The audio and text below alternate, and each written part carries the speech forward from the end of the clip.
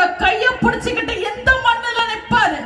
அமைச்சரானாலும் அவருக்கு கோயம்புத்தூர் கோயம்புத்தூர் தான், தொண்டாமுத்தூர் தொண்டாமுத்தூர் தான். நம்ம பத்தி பேசினது போறோம், இப்ப ஸ்டாலின் பத்தி பேசலாம்.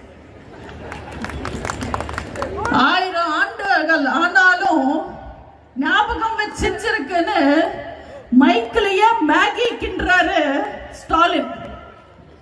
நான் யோசிச்சு பார்த்தேன், அப்படி என்ன சாதனைங்க செஞ்சுட்டாங்க.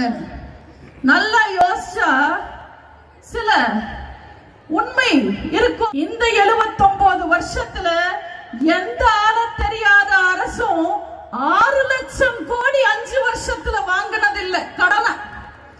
5 வருஷத்துல 6 லட்சம் கோடி கணோட திருட்டு திமுக அரசு. 63 வருஷ திராவிட ஆட்சி காலத்துல கள்ளச்சாராயம் குடிச்சு செத்தவனுக்கு 10 லட்சம் நிதி உதவி எந்த ஆட்சியும் கொடுத்ததில்லை.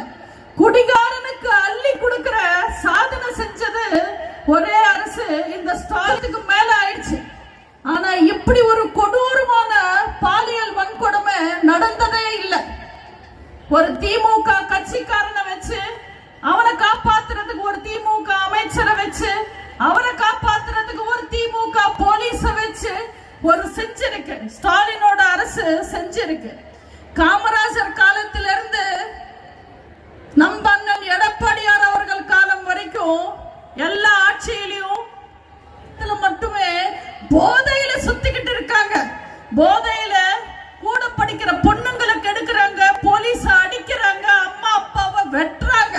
இந்த விஷயத்துல சாதனை செஞ்சிருக்கு இந்த திருட்டு திமுக அரசாங்கம்.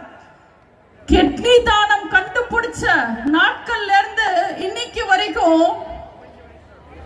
எந்த ஒரு ஆளுங்கட்சி எம்எல்ஏவும் கிட்னிய திருடினதில்லை. திருட்டு திமுக அரசாங்கம்.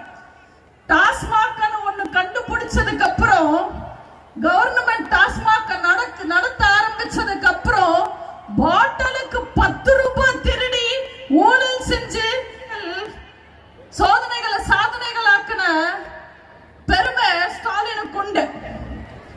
இதுக்கு மேல திமுக தமிழ்நாட்டுல ஆட்சிக்கு வந்தா திமுக இருக்கும், ஆனா உலகத்தையே முழுகிடும். பூமி தாய் பொறுமைக்கு எல்லாம் உண்டு.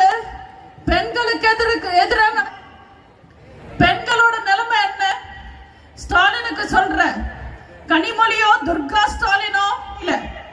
குடும்ப பெண்கள் கோவிலுக்கு போக முடியல, சின்ன குழந்தைங்க ஸ்கூலுக்கு போக முடியல, கன்னி பொண்ணுங்க கவலைப்படுறாங்க. இது எதனால நடக்குது? இதுக்கு காரணம் என்ன? போதை, கஞ்சா போதை, டாஸ்மாக் போதை, முன்வாசல் பின்வாசல் 24 மணி நேரமும் சாராயம் உனக்கு தெரியல. நீங்களே சொல்லுங்க, கொஞ்சம் யோசிச்சு பாருங்க.